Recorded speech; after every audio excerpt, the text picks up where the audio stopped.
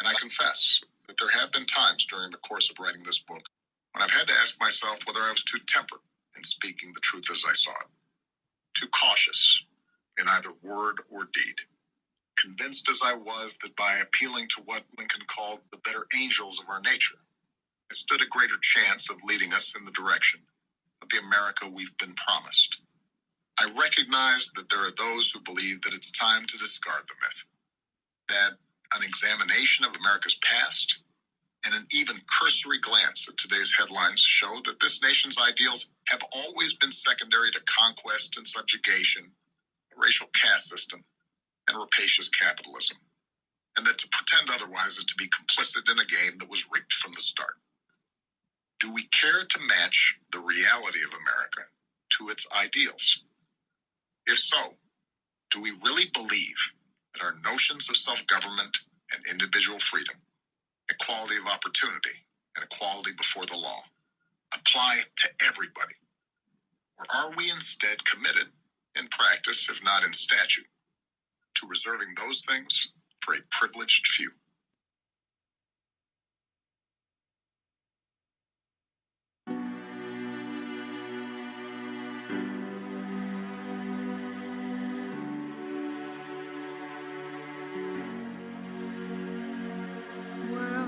I want to leave you better. I want my life to matter.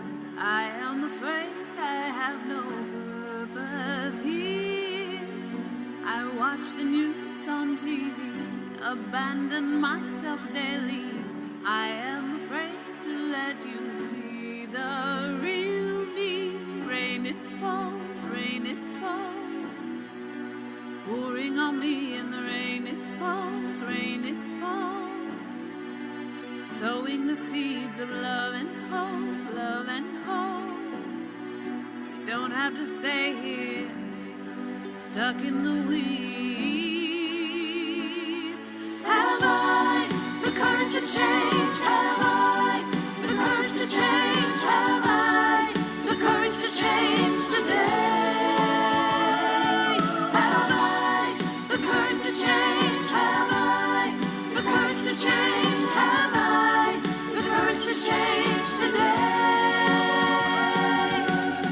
You're not alone in all this.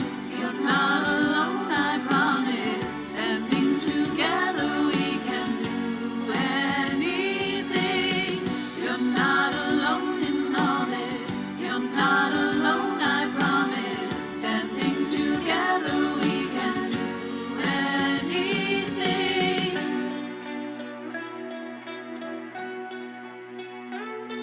World, you're not alone in all this. You're not alone, I promise. Standing together we can do anything. I want to leave you better.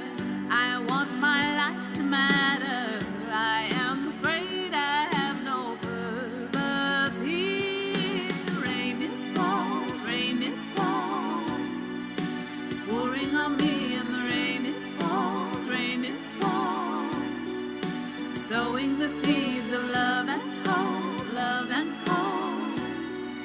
We don't have to stay here, stuck in the weeds. Have I the courage to change? Have I the courage to change? Have I the courage to change today? Have I the courage to change? Have I the courage to change? Have I the courage to change today? You're not alone in all this.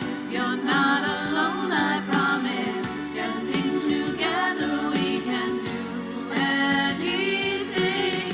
You're not alone in all this. You're not alone, I promise. Standing together we can do anything.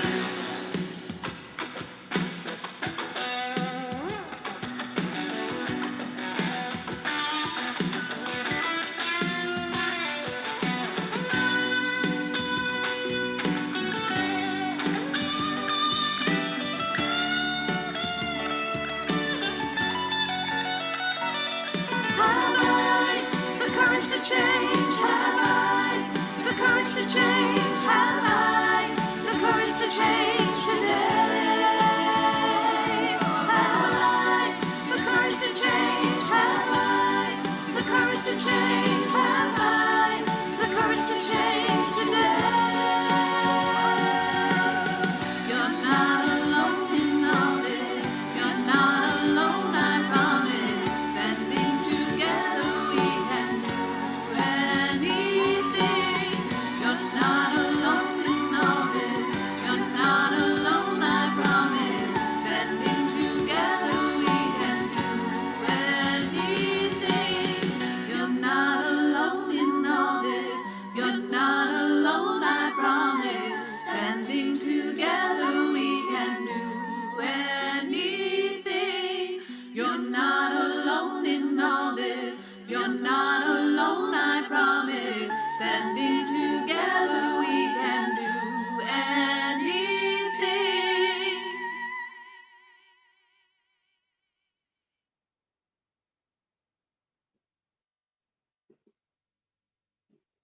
First, I want to begin by reframing the quote that we just heard from Barack Obama in his newest book, The Promised Land. The excerpt you heard was from the preface, but I want to put a UU twist because our faith is quintessentially an American faith, and our fate is tied to this country's fate. So you'll be able to read with me.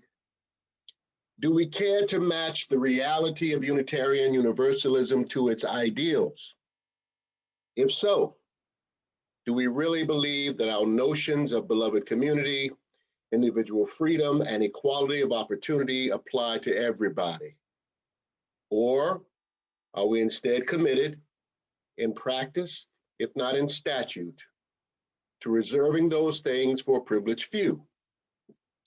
I recognize that there are those who believe that it's time to discard the myth that an examination of Unitarian Universalism's past and even a cursory glance at today's headlines show that this faith's ideals have always been secondary to a racial caste system and a rapacious elitism. And that to pretend otherwise is to be complicit in a game that was rigged from the start. And I confess that there have been times during the course of my ministry, as I reflected on my 11 years, when I've had to ask myself whether I was too tempered in speaking the truth as I saw it, too cautious in either word or deed, convinced as I was that by appealing to what Lincoln called the better angels of our nature, I stood a greater chance of leading us in the direction of the Unitarian Universalist promise.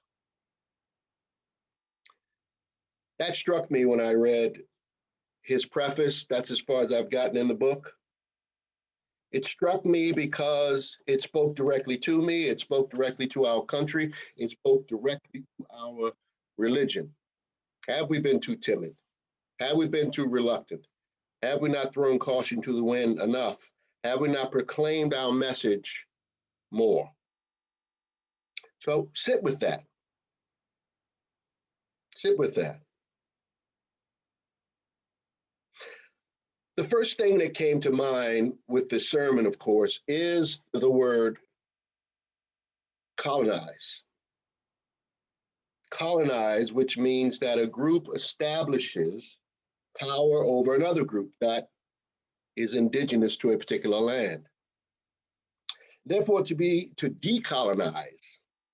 decolonize something is to establish power with those same people, and perhaps humbling ourselves to learn from said people. Colonize, power over versus power with. Now, power, of course, is a neutral word. We talk about that in IAF and ACT. It's all about what we do with it, how we harness it, whether we use it just for ourselves or for the sake of others. And Obama's words, they speak this morning. What are we creating? as citizens of this country? What are we creating as Unitarian Universalists, as human beings? Today, I hope I won't be too tempered, but direct in giving you some context to today's world and perhaps some comfort. Decolonizing our spirituality, power with instead of power over, is all about becoming free. It's all about creating a table that is round where all are equal and welcome. It does not mean there is an order or structure or hierarchy, but it does mean that each person knows that they are the sum of the greater parts. The whole is the sum of its parts.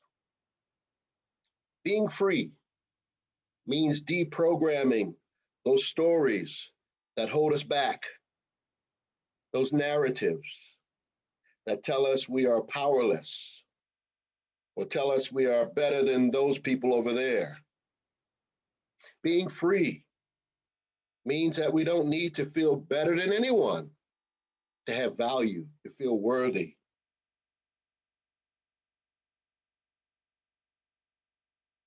People who crave power just for power's sake, just for privilege's sake, it's just an outward expression of inner insecurity. And we all know, we see it all the time on TV and the news. Powerful people forcing themselves to the table, a table where they're not necessarily even wanted. But when you know you are powerful, when you know you are made of the same stuff as that creative sustaining force, when you know that, then you don't need to force any longer. You want power with, not power over. You want to create a circle of love and freedom. People all over this country are crying out, all over this world, crying out for freedom, a new way of being, where there is less suffering, where more are thriving, living with meaning and purpose. And most people don't mind people leading them. You look at this picture, it's clear the guy in the center, everyone's looking at him, who's in a regular chair. He's leading them. It's clear in structure, in organizations, we need leaders. But we need a different kind of leader. Maybe it's the leader we've always wanted, but never been able to get. An empathic leader, a leader of love, a leader that holds people accountable, a leader that is truthful, a leader that helps us to be our best selves. Leadership with heart and soul, love and compassion. Not this leader who wants to stir up all the primitive and modern tribalistic ways within us, pitting one person against the other. I think about that kind of leadership, and it makes me think of the show I watched, Game of Thrones, The Mad King, and how he demanded to be respected. He used fear as a way to be respected, and he was only respected as far as he could see the person. The loyalty did not go to the soul, to the heart, because there was no honesty. There was no accountability. That's what we want in our religions, in our politics, in our business, in our one-to-one relationships, power with and not power over. We want leaders that reflect the diversity and creativity within the populations they serve. We want leaders who love more than just those in their own household. Leaders who ask themselves the question, is this something that I would offer to my children? If it's not worthy enough for my children, it's not worthy enough for you. Is that too much for us to ask as human beings? It is not. But we live in such a time now where that is possible, where that is going to happen, I do believe. Hopefully, we can find a way over time to move from this us versus them mentality to more democratic systems, to be able to clearly recognize narcissistic and tyrannical psychotic people who crave attention and winning at all costs, even if it costs us millions or thousands of lives. And this is when individualism becomes evil. Reverend Fred's going to be here next week. I'm so excited about that. Of course, he's going to be continuing on this topic of decolonization. And that's his topic: individuality, individualism, and communalism, community. We're facing that right now. And we have to protect ourselves, our nation, our faith, from those kinds of leaders exhibiting those repulsive tendencies. They are diseased.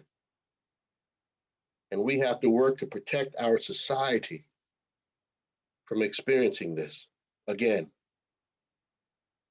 We all know that when our systems fail to empower healthy individuals who are emotionally, culturally, and racially literate, we all suffer, whether it is business, government, religion, great damage is done. And why is that? Because these kind of leaders are stuck in a narrative that is disconnected from source. The ground of being, it's dog eat dog, winner take all narrative.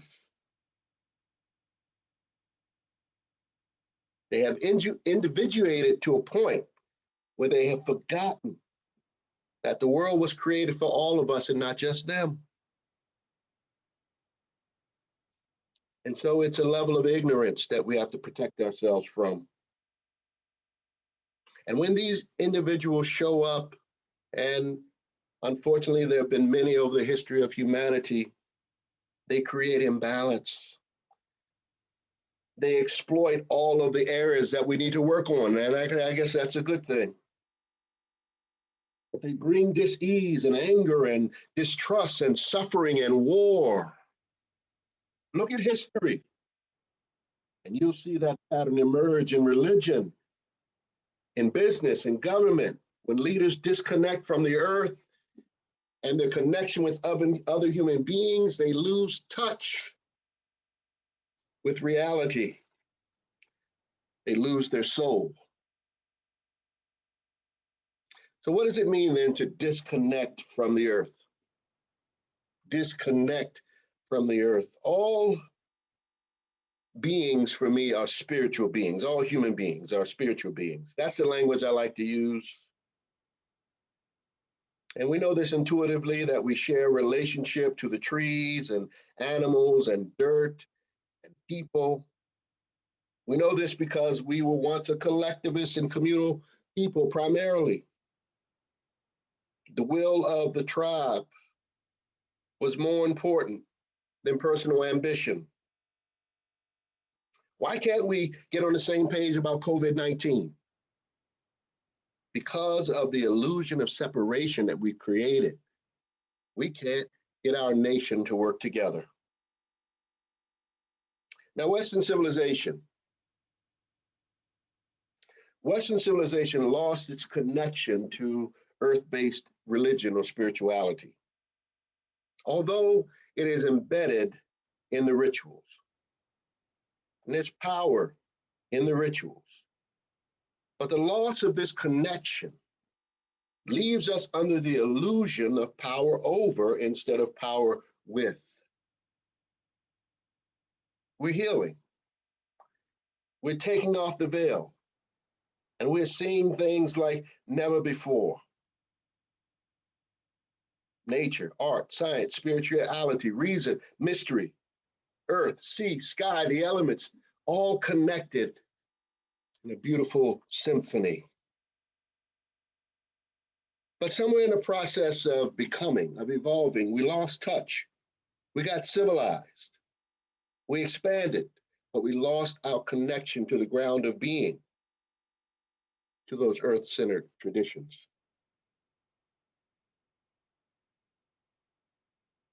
Our ancestors lived more in harmony with the land. And almost all the symbolism that you see in religions come from the original people. A lot of times we see priests do things, we don't know what it is. But it actually, if you trace it back, will go back to the earth or the elements of fire and water. So religion is earth-based. Don't let anybody tell you any different. Harnessing the power of the elements, communing with the gods.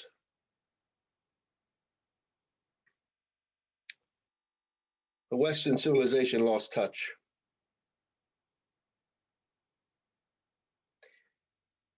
Now, if there is someone to blame for the mess that we're in this country, believe it or not, I blame the clergy, myself.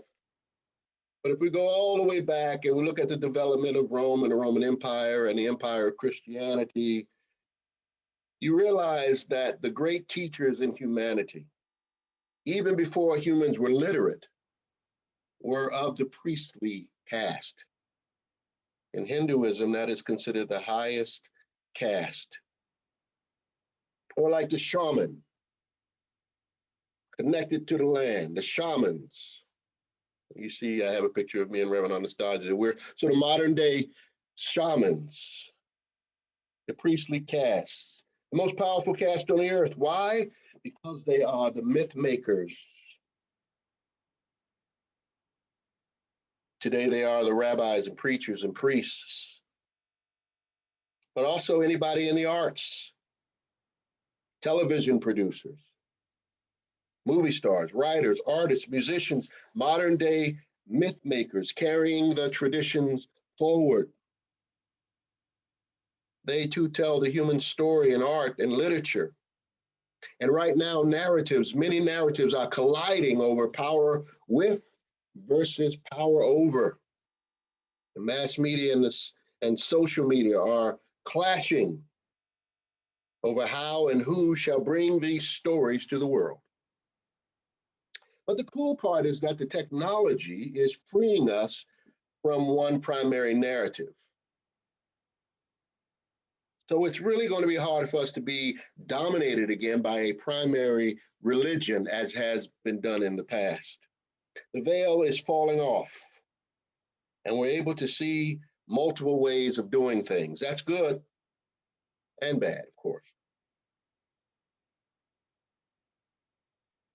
We're realizing all those years what we thought was freedom and power with was really power over, disguised. And we're realizing that we are meant to live for so much more. I love that song by Switchfoot. It goes, we were meant to live for so much more. Have we lost ourselves? Somewhere we live inside. Maybe we've been living with our eyes half open. Maybe we're bent and broken. We want more than this world's got to offer. We want more than the wars of our fathers, and everything inside screams for second life. We were meant to live for so much more. People are yearning to be free.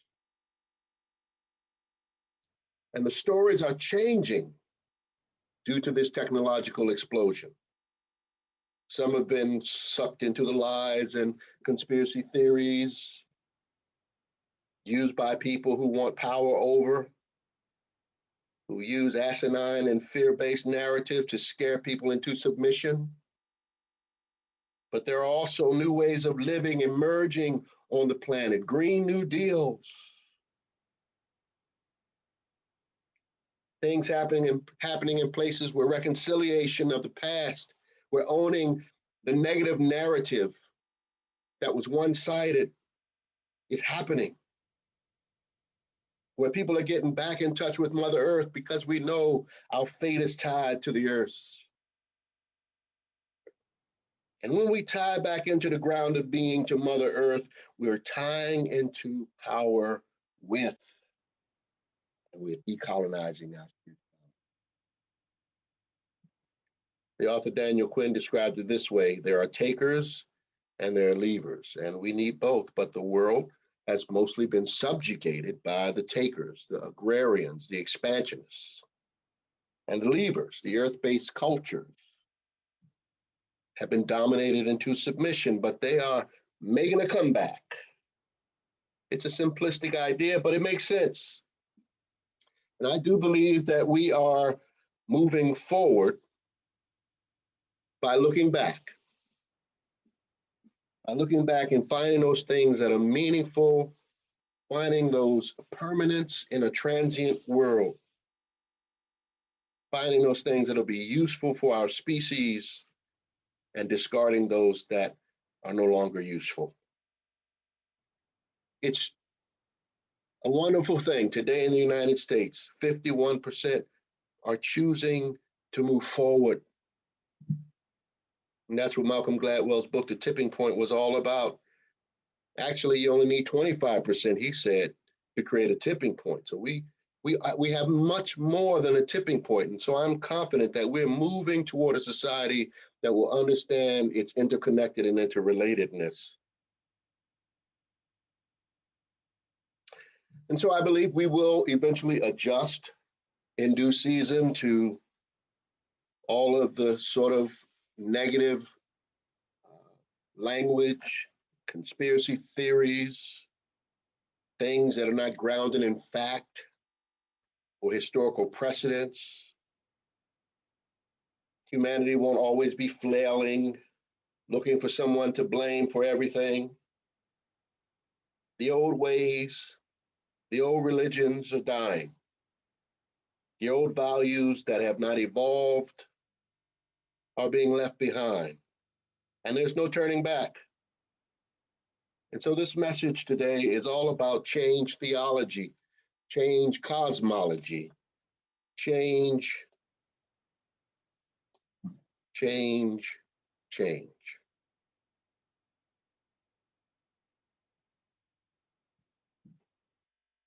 How does this relate to decolonizing our spirituality? The new spirituality that is here and emerging will be based in exactly what I've been talking about. New stories, new ideas that are inclusive, music not just from one culture, but from many cultures. A new story from all of this synchronicity and syncretism will emerge, and it will be more inclusive and empowering of more people. We already see it. I can't believe when I watch TV how many commercials show racially diverse people, GLBTQ people. The shows being produced by African Americans. The shows telling of our history, making us go back and look at some of the ugly parts of our past. This is an unprecedented time to be alive, and I'm thankful. We are restoring or restoring history. We are reforming or reforming our narratives and how we relate to each other. And as the world becomes more progressive and forward-thinking, there will, of course, be pushback from those who are left behind. But the key word for us, and the key word to share with them is adaptation. Adapt. Many today are pushing back against this wave of progressivism and diversity. They're fighting against the natural engine of evolution that seeks to refine and unite humanity. Some thought evolution stopped with one culture. No. Reconciliation and evolution is happening to all people, places, and things, and therefore the next big thing is not monoculturalism. The next big thing is not old agrarian and manufacturing ways of doing business. The days of subjugation and people being treated like widgets is almost done. That society has reached its apex. It's taken us as far as it could take us. And now if we stick with it, it will take us backward. As Unitarian Universalists, as human beings, We have to go back to the earth to go forward. And I'm not talking about agricultural work. I'm talking about an understanding what the earth-based teachings were all about. They grounded us with the earth to help us understand what our nature and purpose and intent is on the planet. And we got a little bit ahead of ourselves and left those old energies behind, but we need to recapture that and then mix that with our technology, science, and spirituality to open up new modalities, new possibilities. So when you go back and look at the old teachers, the shamans, they understood the cycles and the seasons. They knew that humans were not master of the earth, but the earth is our master. That's what Chief Seattle said. The earth does not belong to man. Man belongs to the earth. The rituals that they did had meaning, deep meaning. We got sophisticated. We took most of that stuff out. We made it into something that was not recognizable, but we need to recapture what is the meaning? How were they harnessing the power of the elements and the energy? How were they paying reverence to the earth, sea, and sky? When they moved toward the earth or moon or sun, that mattered. It wasn't a random practice. When they used percussion, when they told stories that were relevant to their lives, they saw themselves as a part of nature. They knew they were individuals, but they also knew that the pack was only as strong as its alpha and omega, that it took all of us using our unique gifts collectively to build the nation. And so I say, let the esoteric become the exoteric. That is to say, let the hidden become known. And the powers are being released on this planet to wake us up. I can feel it. A new species is emerging. What I like to call, you've heard me say it, humane beings. Humane beings who will preserve this planet. This is a restoration, a restoring time that is upon us. And that's what decolonizing our spirituality means. And what does it do for us, decolonizing our spirituality? It frees us. We know we can never, ever be alone. We know that we are connected, interrelated, that we are powerful beyond measure, and that we don't have to use power plays to feel worthy. We already are. It means that not just this exclusive group over here gets to tell the narratives and the stories and the myths and the folklores that control the program, that controls what we do, but that we're all a part of the priestly caste. We're all storytellers. We're all myth makers. And this is why our faith, Unitarian Universalism, is so important, to bring a kind of freedom and power to this planet that has not been seen before. Oh, my friends, will you take me up on this challenge to become decolonized spiritually, mentally, physically, socially, for the sake of your freedom and humanity's freedom? If the answer is yes, then I look forward to exploring this new promised land of opportunities with you. In the name of all that is holy and righteous, I leave these words. Amen.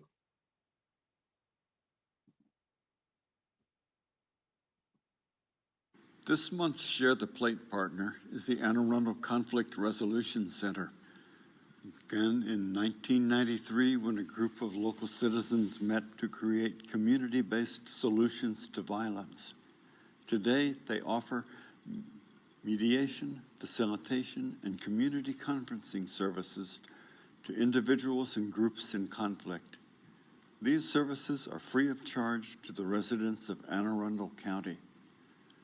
Longtime church member and mediator Don Patterson finds mediating parenting plan sessions to be very rewarding because he knows how critical it is for parents to create positive and nurturing environments for raising their children. Even during this time of the coronavirus, the Conflict Resolution Center has adapted and now conducts most sessions via Zoom. Your donation is greatly appreciated.